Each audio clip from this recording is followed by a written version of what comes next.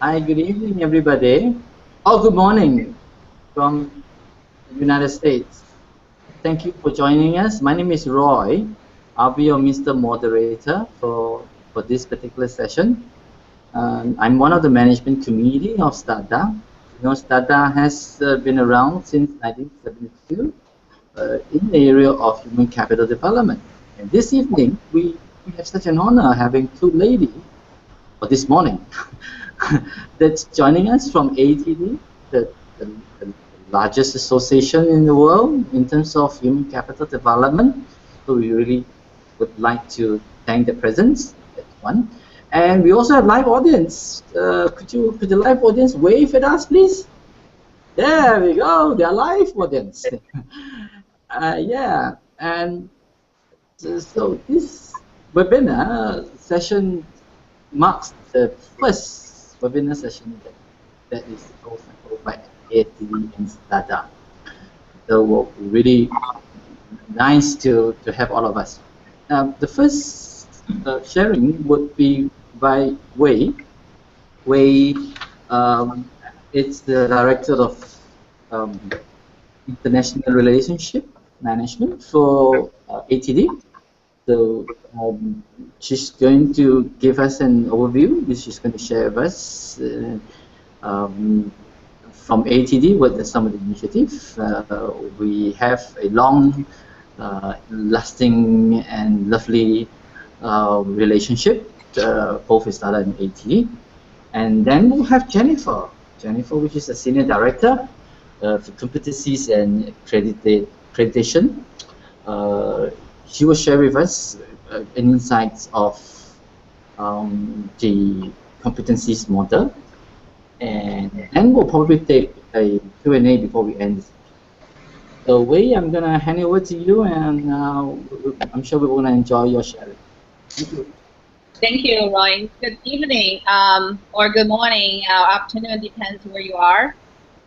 This is Wei. I'm Director of International at ATD, and I'm joining the session from my home in Alexandria, Virginia, in US. This morning, now it's about 7 a.m. This is the coldest day we have so far in this year. Right now it's -13 degrees, if I'm not wrong. So I'm sure that I cannot imagine for people from Singapore how that feels. Thank you very much for having us today. It's a great pleasure to join this Google Hangout. So I will just take a few minutes to briefly to talk about ATD and our conference and our relationship with STADA. As many of you probably know, ATD, formally our name is ASTD, American Society for Training and Development. We changed our name last year in 2014 after being in this field for more than 17 years as to Association for Talent Development. This one represents the evolving of the profession. The profession development has been experienced a dramatic change during the past 20, 30 years. What we are focusing is much more beyond the traditional training and development. So the talent development, so changing the name from training and development reflect what the profession want and how our members' role has been evolving. Second part is the changing is we take out the American and the changes to Association for Talent Development in order to better to support the global community and reflecting the global organization we have. On this page, you can see those are some of the activities we did last year around the globe. So around the globe, we have strategic partners. We have 13 strategic partners from around the world. Overall, ATD has 40,000 members around the world from 120 countries. I know some of you probably are our members as well. And we have been organizing conferences and events in many countries outside the U.S., including Singapore, Taiwan, and Saudi Arabia. Thank you for bringing it back. And many workshops and activities, education activities And ATD's research and publications has been translated into many different languages.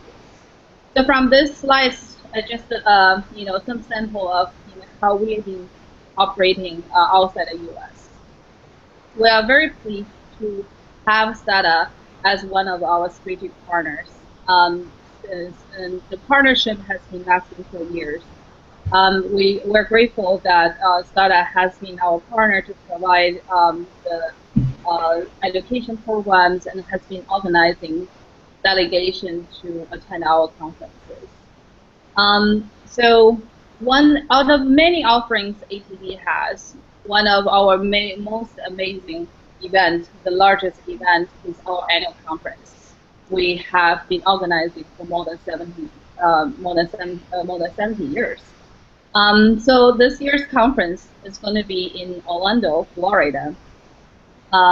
This is a day conference industry defining event for talent development. This is the largest conference in the field in the world, basically.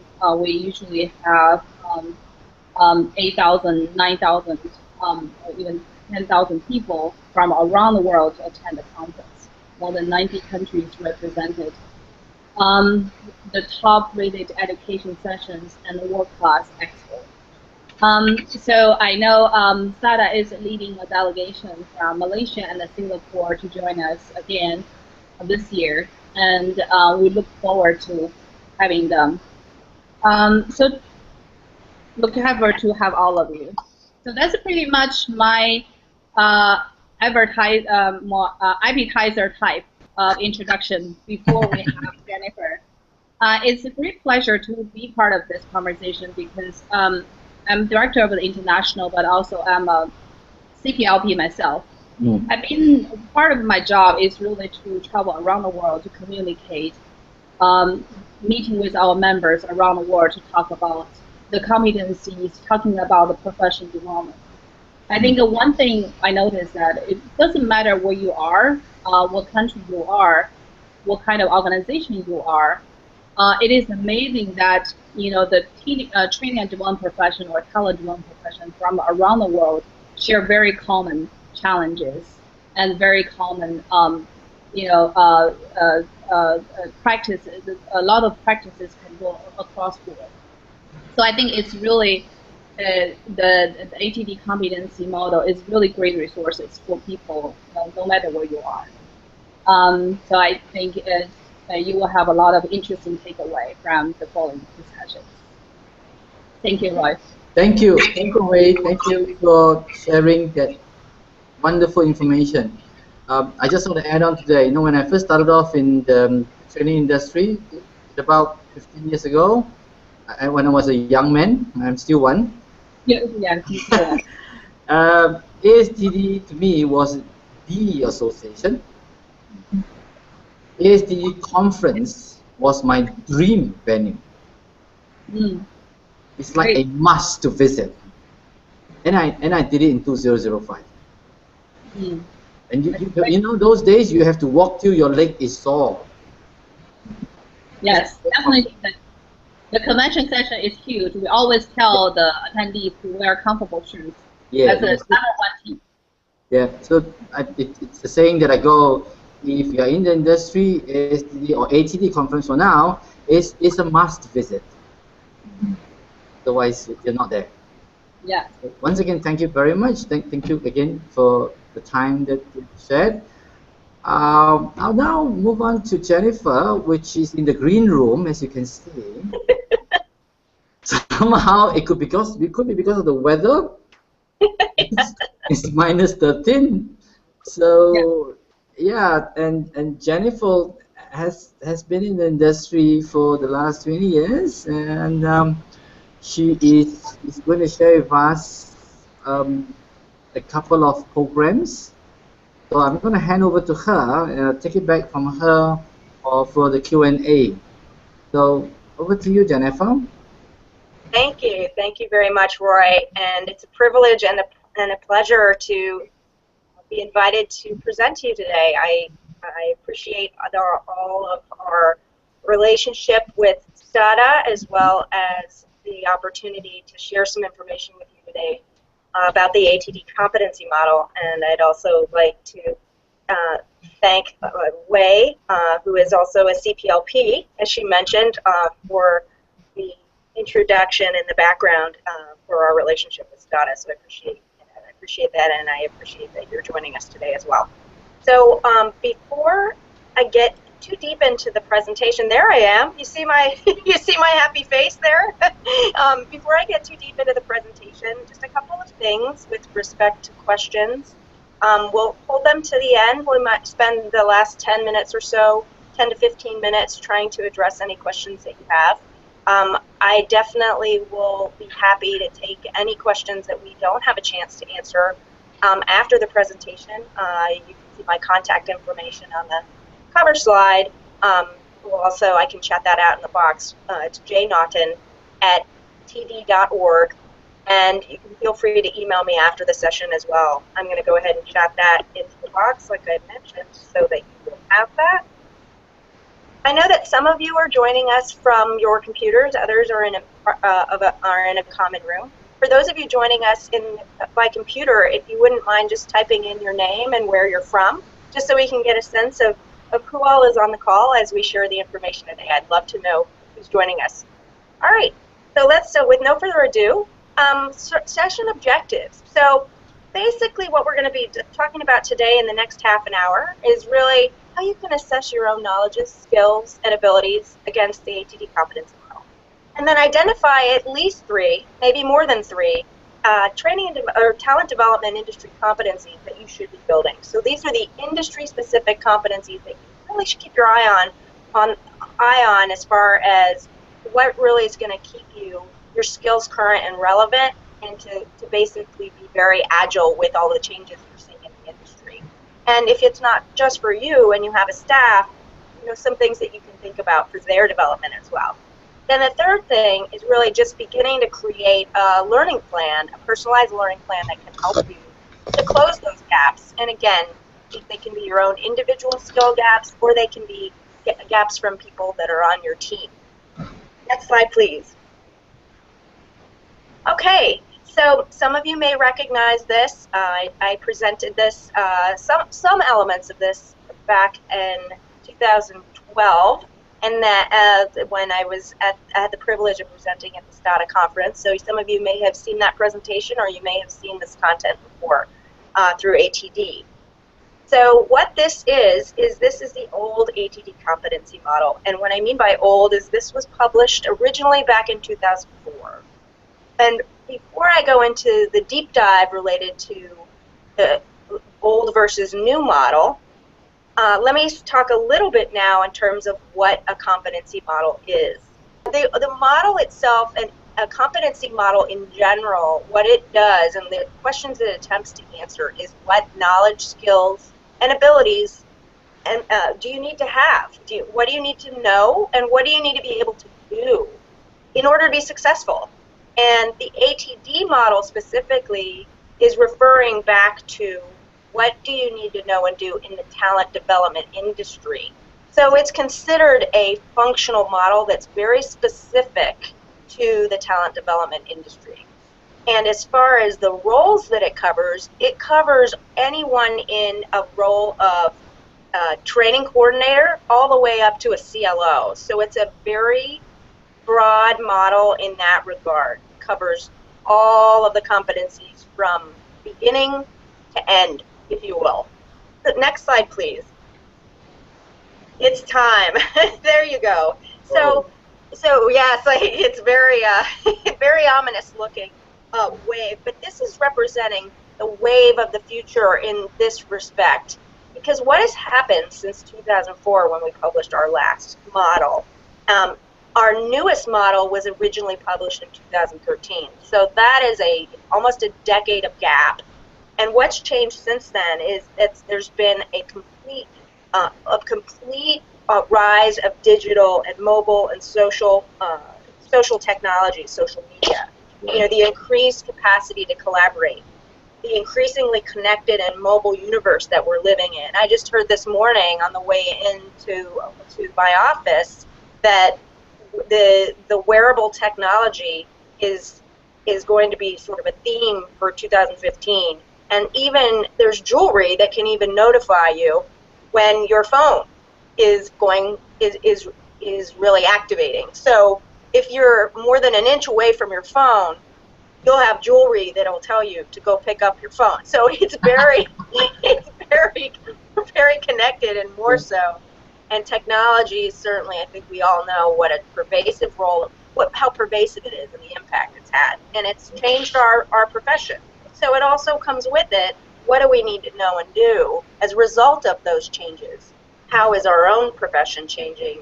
And how do we need to adjust in order to make sure that we're staying ahead of the wave, if you will, or at least with the wave and not letting it overtake us? So another area in terms of a trend is the impact of increased globalization. I'm speaking, I think we all know about the increased globalization and the ability for us to collaborate globally. Businesses are more global than ever. This is something we've been experiencing for some time now, and it's really the intensity of it and the pervasiveness of it is really becoming more profound. And third, there's been shifting demographics. There's now 5 generations in the workforce. 10 years ago, we had a multi-generational workforce, but really now, a decade later, we have even more. So these are some of the things that we're working, that are really shaping our world and changing our world. So the next slide talks a little bit about the new model. So this, again, is the model that was published originally by ATD in 2013. And it really is a very current model, and it will stay quite current for the next several years. It has a lot of meaning and implications for us as talent development professionals.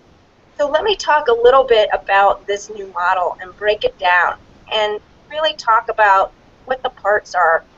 So it's a taxonomy or an architecture that it provides a lens that you can define the profession. You can break it into its parts. You can name it. You can really tell you what the profession, what are the different areas that, or competency areas of expertise we need to know in order to, at least at some level, in order for us to be talent development professionals. It also tells us what areas make up this talent development industry. So when people say, well, what is talent development? A lot of times it's a difficult thing to answer because it comprises of so many things. This gives you a language that you can discuss it with other people who may not be as familiar with our profession. It gives you a way to describe it and a way to look at the profession itself and categorize it. But I would say the most powerful thing is really around developing. So not only is it descriptive of the profession to people who may not know about it, and you can educate them about it, but more often it's used for individuals within the profession to figure out exactly which areas they want to focus on and have common names for it, for the different areas. So the components here are the areas of expertise, which is at the top, the gray area, and the light gray area. And then the bottom, darker gray area, I'll call foundational competencies. And we'll kind of break it down a little bit more as we go through the presentation. But the areas of expertise on the top really are talent development specific. So some of you may not be able to see the tiny print, but there's 10 of them, and they include things like performance improvement, training delivery, evaluating learning impact, integrated talent management, coaching, knowledge management, change management. Those are just a few. And this really is an international model in the sense that you really see different communities and different regions performing some level of these. Some perform it less often, some perform it more often, and some aspire to perform in these areas. But it does really set a but it does, but these areas, these 10 areas do in some way, shape, or form really apply globally. So these competencies are needed globally. To the extent that you'll practice them in different regions, that will vary. And how you implement in organizations, how you implement these different areas, that will also vary depending on cultural norms, depending on circumstances. So, but in terms of what is being done, or what needs to be done, it really does. This helps define the 10 areas that people generally need to be proficient in at some level. How they're implemented, how often they're implemented, that varies depending on circumstances and cultures. The bottom area is really around the foundational competencies, and there's 6 of them. And so what are these? So I just mentioned that talent development is comprised of 10 areas that are specific to the industry. The bottom area, the foundational competencies, these aren't talent development specific. These are areas, competencies, if you will, that we really need to have some proficiency in, even though they're not talent development specific. They may be in a lot of different professions, but this is really what's the foundation that you need to build upon to be successful in the industry itself. So different professions will need business skills, which is one of the foundational competencies. Different professions will need to have a global mindset. Different professionals, professionals in different occupations will need technology literacy, for instance. So these are the things that are applicable to any industry, and you really need to have them to be proficient in an organization in general. So you want to keep an eye on, what skills are you building that aren't necessarily talent development specific, and then you also want to pay attention to the things that really deepen your knowledge in talent development as well. So bottom is the general, generic, and the top, the areas of expertise, really very specific to talent development. So more information about all the different areas can be found at td.org/model. So if there are things that I don't answer and you really want to dive deeply into a specific area, your best bet is going to td.org/model. So that's for those of you who really want to know all of the pieces and the components.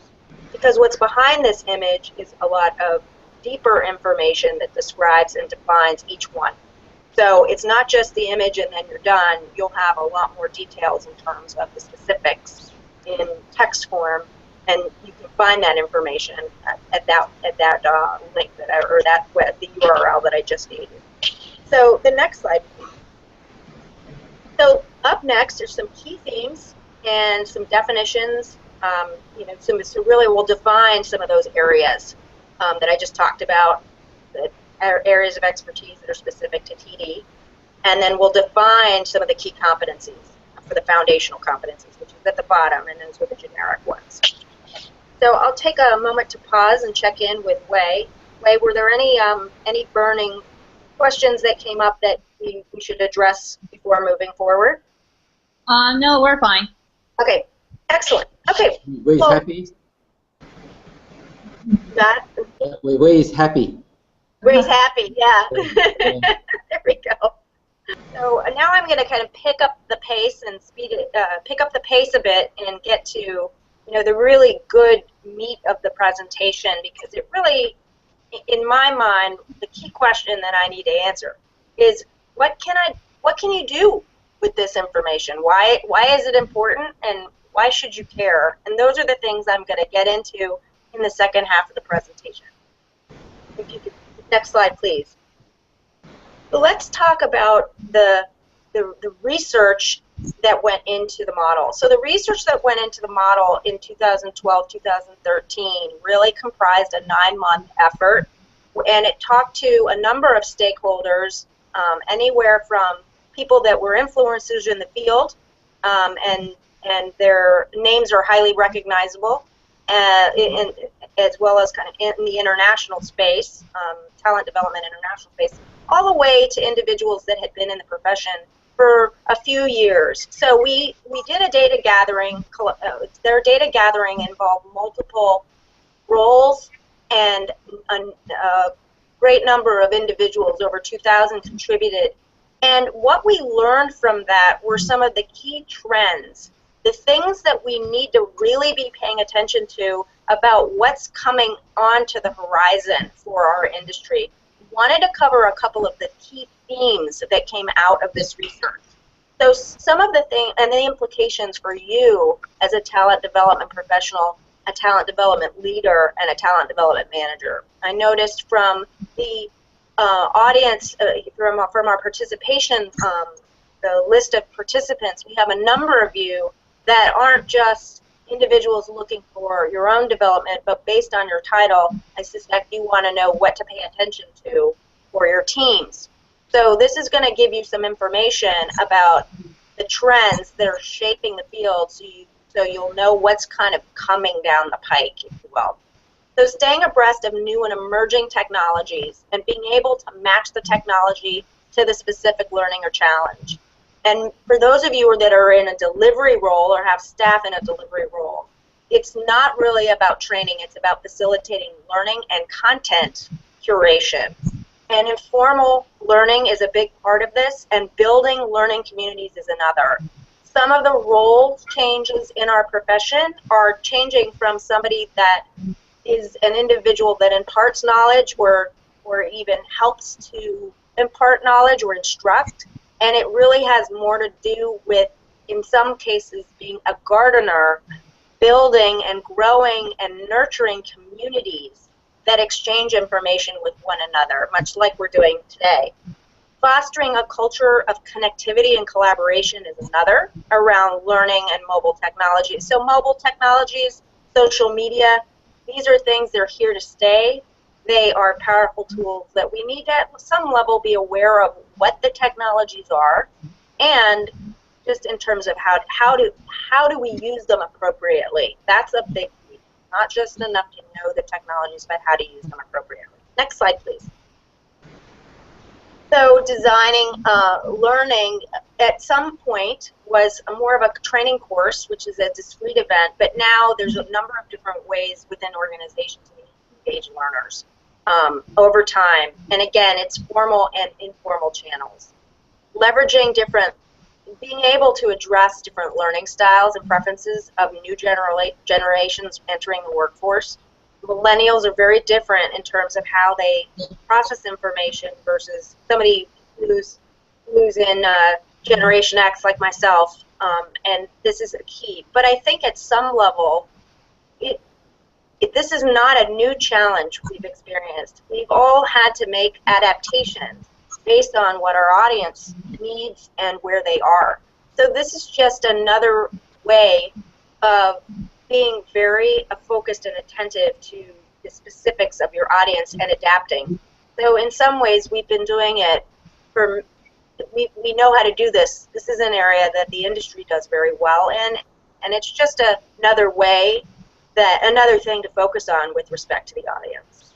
But we were very good at adapting to the audience. That's one of the core capabilities of people in this profession. So it's just now, doing a bit more of it with respect to the different generations and their learning styles. And we've all seen quite a bit of information about millennials and how they learn differently. It's being able to know, to really pay attention to that so we can make sure that we're not leaving them behind.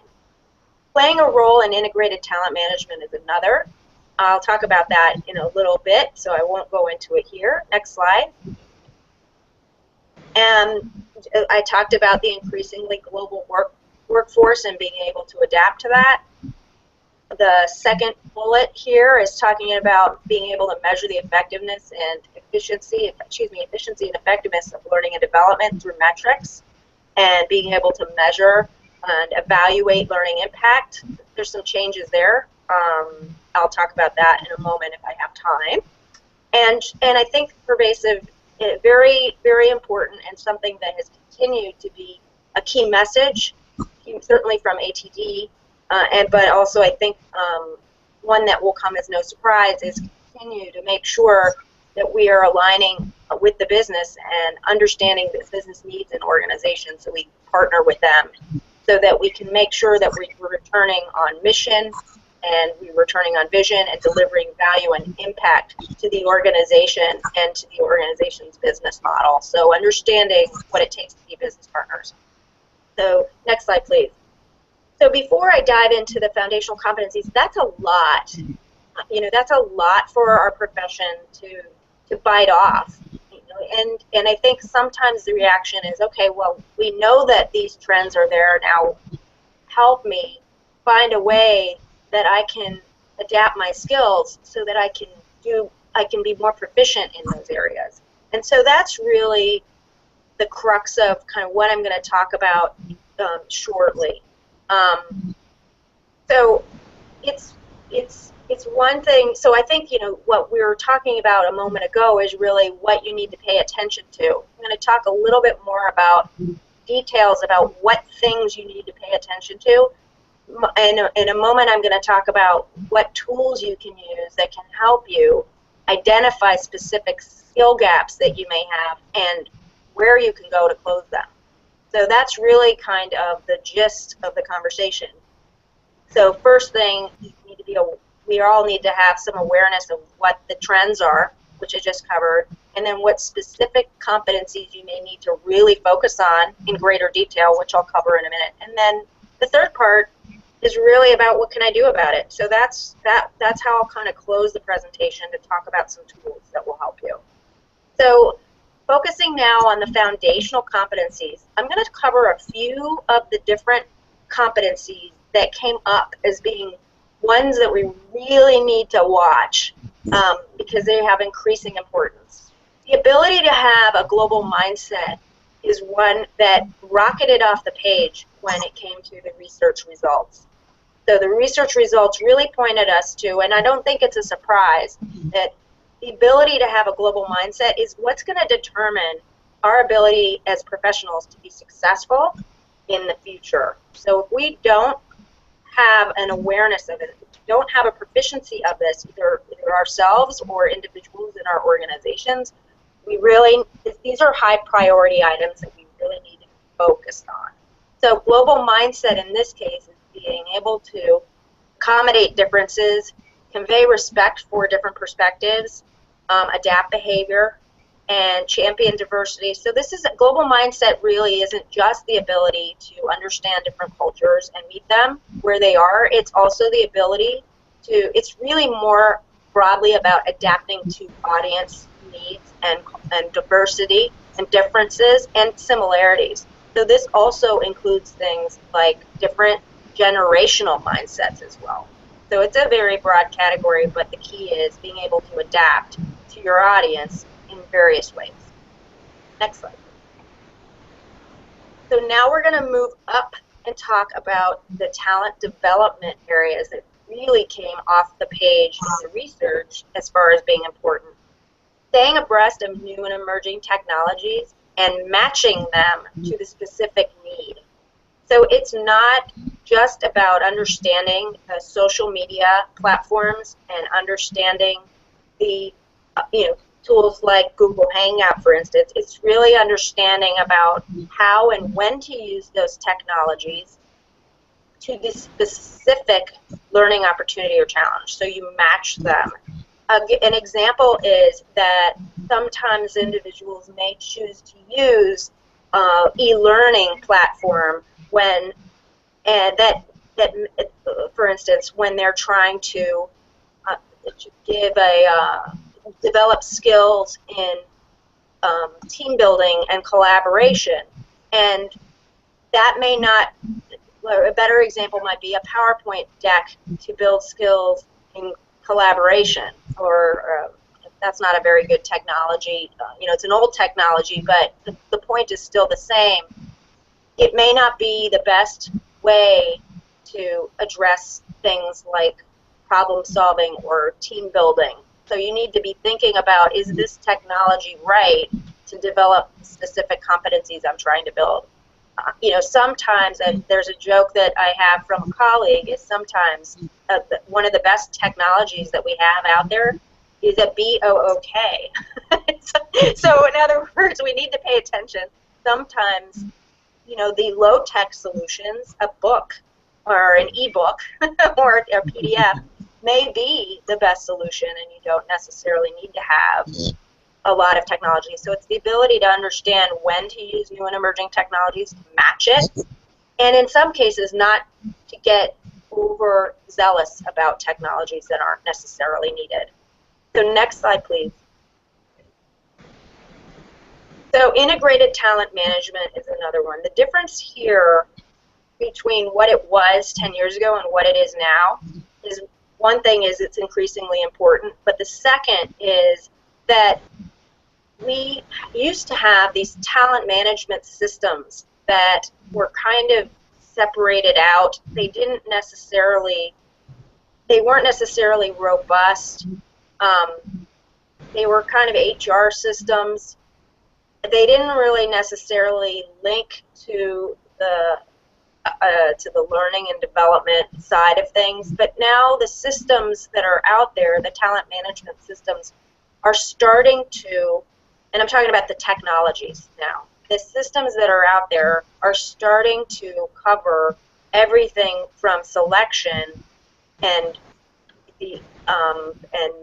sort of, if you look at it, selecting employees all the way through developing them and evaluating them, and then also tying them to the performance management components of an organization. So the bottom line is the talent management systems are going in a direction where they have a lot of data that's being collected about employees through the life cycle of their employment with organizations. So as a learning professional, as a talent development professional, we need to understand the data that's in there and how it relate, how our parts, how are the pieces that we're responsible for relate to other functional areas that may be more under the HR umbrella.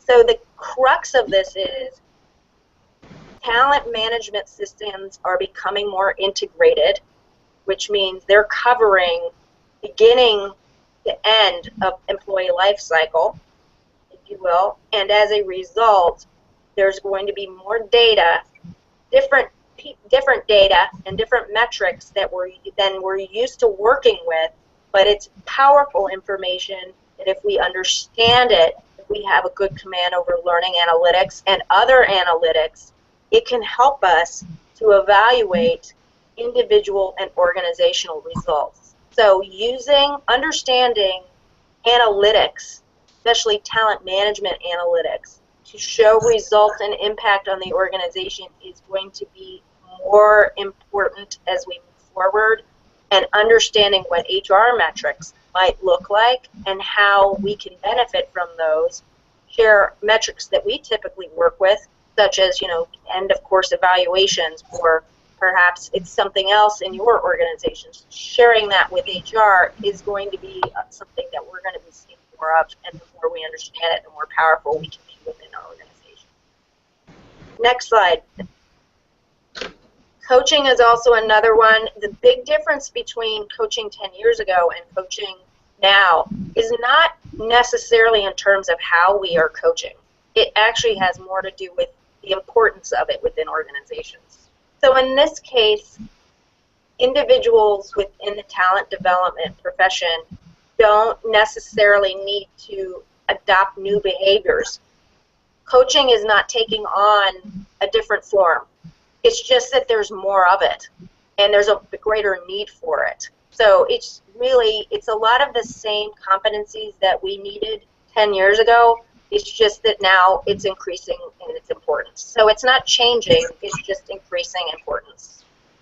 So not new skill sets, but it's just if you don't have the skill sets and it's relevant to you in your organization, or it's relevant to your organization, you need to build it. Be thinking about who's going to have this set of competencies on your team. Next slide.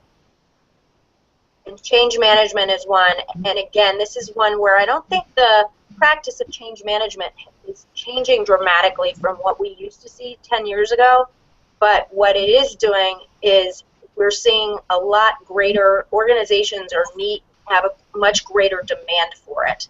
So this skill set has become more in demand by organizations, and I think that stands to reason. We've seen a lot of corporate acquisitions. We've seen a lot of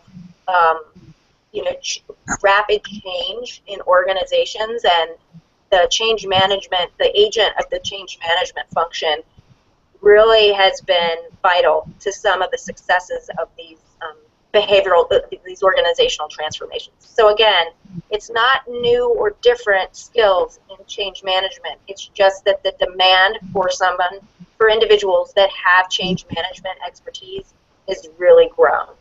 So next slide, please.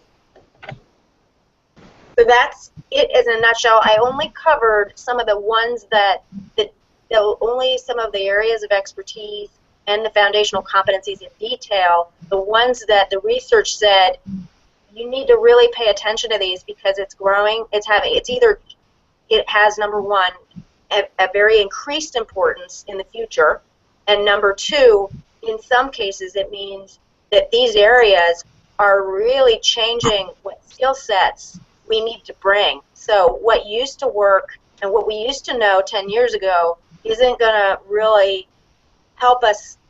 We really need to be thinking about learning new knowledges and new skills in order to practice them. So change management, not so much as far as learning new skills. Coaching, not so much as far as learning new skills if you already have them. It doesn't look that different, but it is important. So some of the others, like integrated talent management, learning technologies, and training delivery, the competencies you need today versus 10 years ago, the knowledges you need, they look different. So those are ones where you're going to want to scan to see what are the new developments and what new skills and knowledges do I need to learn in order to make sure that I can perform that now and in the future. So that's kind of in a nutshell. The areas I covered, very important, but in terms of some of them that you need to really transform yourself in a way, there's a few of those there in particular. So next slide. So this is, if there's one thing that you take away from this presentation, it's this. So I'm going to let you know that what this is it's a platform that ATD has that allows you to go in and create your own individual learning plan that's based on the competencies. So it's an assessment tool that provides an individual learning plan based on where you're going in your career. So it's going to ask you, what are you doing now? Where do you want to go? And then it's going to really pinpoint the areas of expertise and the foundational areas that are most relevant for you to focus on. And then it's going to give you some suggestions for content that you can connect with in order to close those gaps.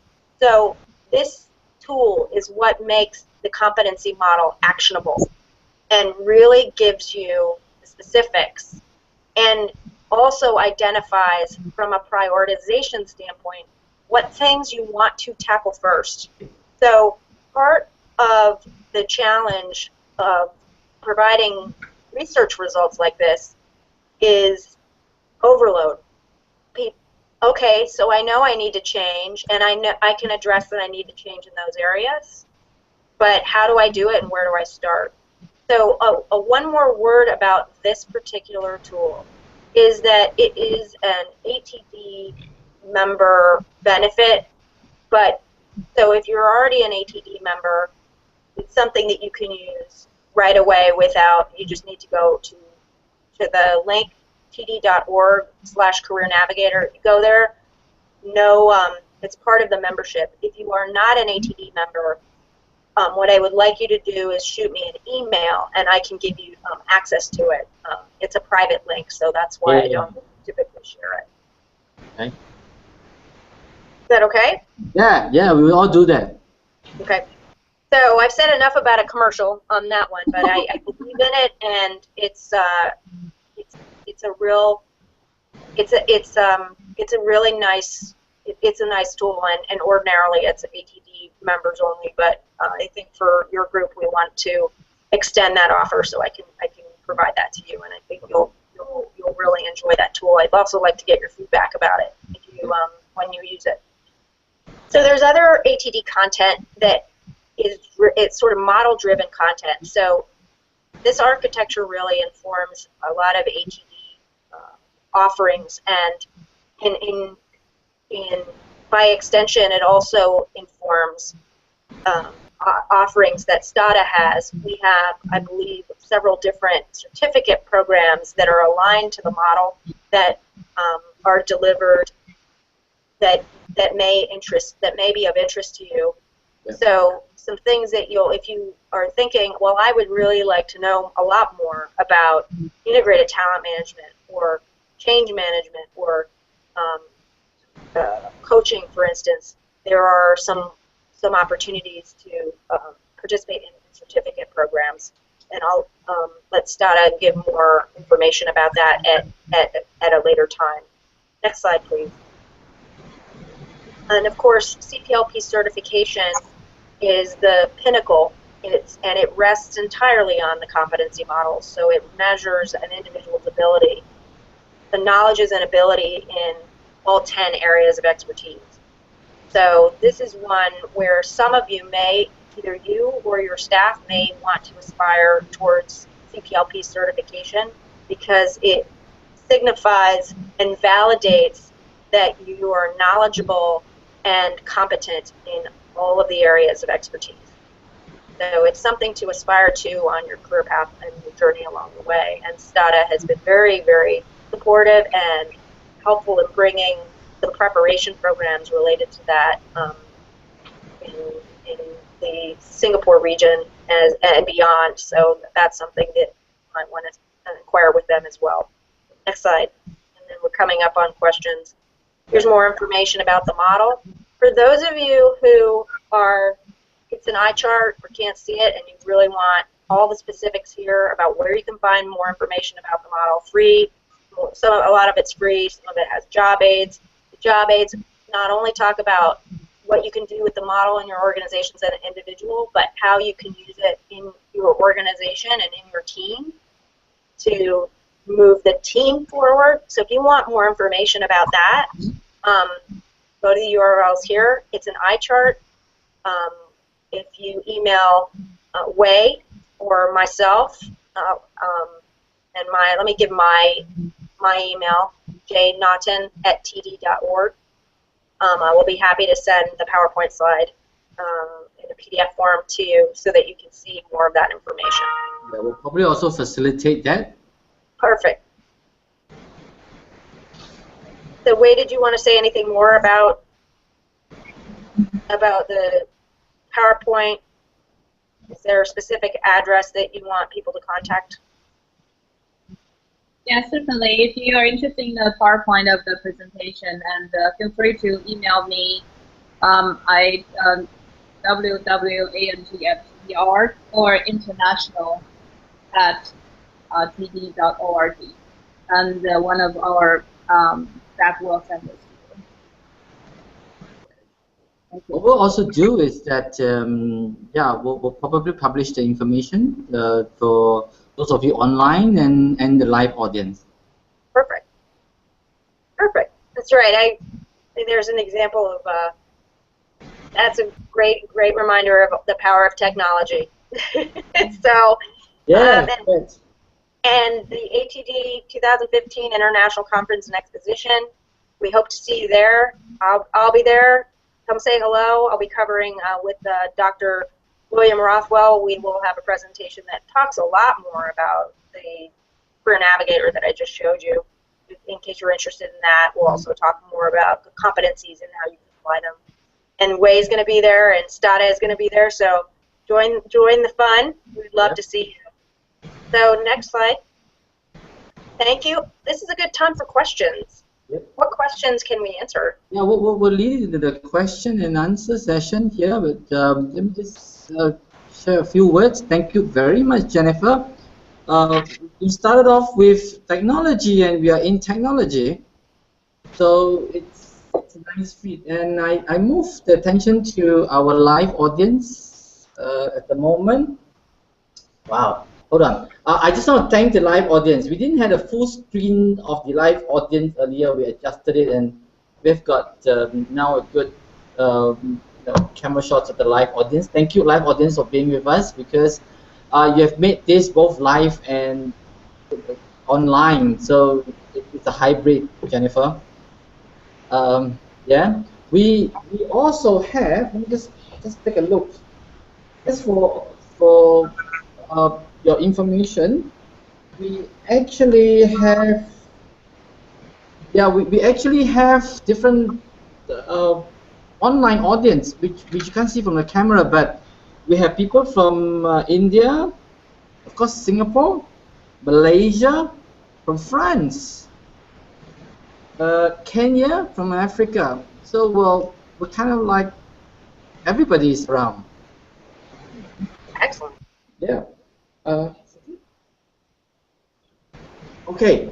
Let me just maybe address the online questions, and then maybe I'll pass the floor to the live audience while we move this on. The question from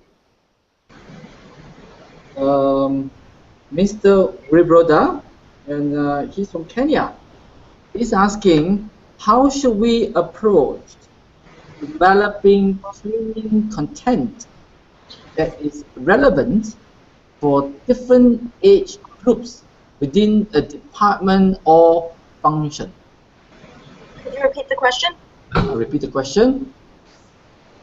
How should we approach developing different training content that is relevant for different age groups within a department or function? So how do we develop content differently, or how do we focus it sort of on the different age groups? Yes, probably, yeah. So I'm not necessarily an expert in that area, but what I can tell you is that ATD has a number of different resources available, and there's quite a bit of free content on ATD's website. There may be some on STADA's as well that addresses that. So that goes into a lot more depth around it than I do, and I would recommend specifically doing a search in that area for the depth and the specific pointers. Yeah. Having said that, I can tell you in terms of what I know to be true based on my own research and talking to the experts, and in particular, I'll focus on kind of the millennial group. The millennial group typically, as you would expect, they tend to like more of the online, and they like to use collaborate online. Everything's very fast. So using the online tools and leveraging those tools to contact with other people that may have an answer to the problem, as opposed to looking at more of your traditional learning content, if you will. They tend to be very much collaborative, very much online. So a lot of organizations may restrict things like YouTube. They may restrict things like the online, just using online tools. But for them, and that's something that may need to be got, because for that group in particular, if you block access to that, it does not enable them to be as productive, as well as you can frequently lose or not even attract millennials. So the implications for training materials is that you should make sure that whatever you're doing speaks to their way of problem solving. And so if you're providing training materials, you may want to, or training content, you may want to build in exercise that really just leverages their natural learning styles, which is usually online social. But like I said, I'm not an expert in it. Wei, did you have any comments on that? I mean, I'm not an expert in the area either, but I think this is a great question. That actually, one of the competency area is instructional design. Within the competency. So there's a whole set of the skills and the behaviors and knowledge that go with it. I think it's very interesting that many people don't really think the instructional design as a profession or a skill that need to be obtained. We assume that we will naturally be able to identify what the needs are and put the material together, and that's the course. But just being in the field and talking to the profession, I feel that the instructional design really to do the front end and analysis is really critical to help you to really identify what are the right approach for different groups, either by different age or different function. As Jennifer mentioned, there are many resources at ATD that help to develop those skills. Like we have the certificate programs, especially the 3-day course just focusing on design. When I was a student at Penn State, we spent 1 year, 1 semester to study the instructional design. So I think that being an effective talent development profession, spend some time to really master that skills is critical and essential. The other thing I will say briefly before moving on and closing out the presentation, I know we're bumping up against time, but it's what I have heard from some of the experts relates to linking them with a mentor, that the importance of linking. So it's not just necessarily giving them content in a course, but it's actually giving them a mentor who may have the benefit of more experience and expertise, linking them with that person to help them shape some of the skills that they need to have. So that's they're hungry for feedback. They're hungry for expertise, and they want sort of a live. They want some coaching. That's a good model for them. Training events is okay, but they tend to get more benefit from having an individual that can give them a lot of feedback and direct them along the way. So, are there any other questions? We'll move to the live audience. We just had some food before we started the session. There we go. Sorry. Can I just see if there's anyone that'd like to ask a question in live audience? Yes, please. Can I just come forward one sit? There we go. Thank you. Based on your new approach, for those with different learning style, is there any difference of approach?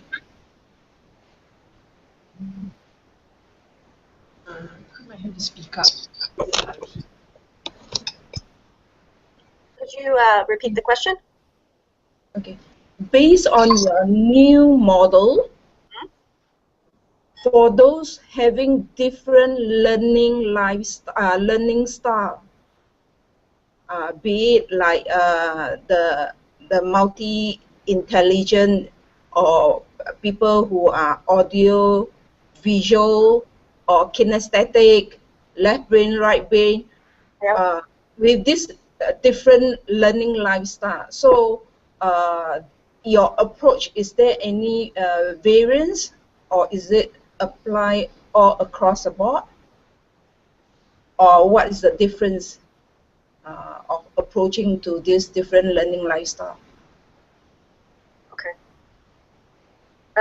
So I think a few comments that I can make. I think my role is oftentimes to connect people with the right resources that can answer that question. And I know ATD has a number of different resources about it, but some things you'll want to look at is a BAK model. There's a lot that talks about visual, audio, kinesthetic, and what it is and what the differences are in learners and how do you adapt to different learning styles based on people's preference. So BAK model is something that you'll probably want to explore. My understanding, not being an expert, is that you have like a large 80% of your individuals are going to be more visual. So you're going to have most people that tend to learn visually as their primary way of learning. However, I think the key message is that you want to incorporate visual, audio, kinesthetic, all of those things into your programs so that individuals with different styles can all participate, and also it kind of helps to vary the course, if you will. Having multiple ways of appealing to people, it also gives more interest to a course or a learning event, if that helps. Does that answer your question? Yes. Okay, my second question, just now you mentioned about mentoring. Your mentoring, is it the same as what you mentioned earlier about coaching, or any difference between your mentoring and coaching? Great question. So typically coaching in a more formal context is someone that has been assigned to an individual to develop a coaching contract, so it's a lot more formal. A coach typically tends to be a lot more formal. It's a role. That may be all they do, and they do that for a number of different individuals, and they follow a certain paradigm. So whereas a mentor tends to be a lot more informal, like a coworker and a colleague, but the lines are oftentimes blurred, and the terms are typically used interchangeably. But I'd say if you want to separate them out, a coach tends to be more formal, trained in a paradigm, maybe have a certification around it, whereas mentor tends to be more informal, and it could be a colleague, it could be a manager, it could be someone that doesn't necessarily go through a professional discipline to become a coach. Does that help? Okay, thank you so much. Sure. Okay. Any more questions from anyone from the live audience that would like to ask a question? So I love talking about competency models and how you can apply them. And so if you have a question, just email me. I'll be happy to, after the session is over. We can also call them. But I have one question, though, to Sure. Mary and Jennifer, just this short question. Do you foresee the elements of competency model to increase in the future? Oh. Wait, Jennifer. I can detect the undertone of anxiety, that somebody might have. How many of these things do we need to know? Like, when is it going to stop? It keeps getting bigger. Yeah. So typically, I'm trying to give you the short answer. Over time, you will typically find that the number of competencies or the demands for skills increases. So, like, if you look at the ATD competency models, we started out, just 10 years ago, we had 10 areas of expertise. 10 years later, we have, 2004, we had 9 areas of expertise. 2013, we have 10. So it is increasing, yes. Yep. But my point is that it makes it more important for individuals to make sure that they're prioritizing. And in a lot of cases, you don't have to go in and know everything about every single competency. In fact, you shouldn't try to do that. What you need to think about is what competencies are relevant for my role, either now or in the future. Focus on those things, a couple of areas, go deep in those areas, and then the rest of it, you really just want an awareness level. So you don't have to become an expert in everything, and you shouldn't. And the most important point is because it is going to get bigger, it's going to increase. So we really need to make sure we're not trying to be masters of everything. You have to be really, really careful. That's a great question. So a lot of people get into the trap of trying to master everything, and they go overwhelmed, and then they don't, and it's just mind-boggling. No, the key is just figure out where you are, where you're going, what's the key stuff, get good at that, and then know about the other stuff, or build your network and community of experts in the other areas. That's a great strategy. You may not be good in one area, but somebody else is. Just be friends with them and then ask some questions. I think that's the key. Thank you very much. Would you like to have a few words to close us?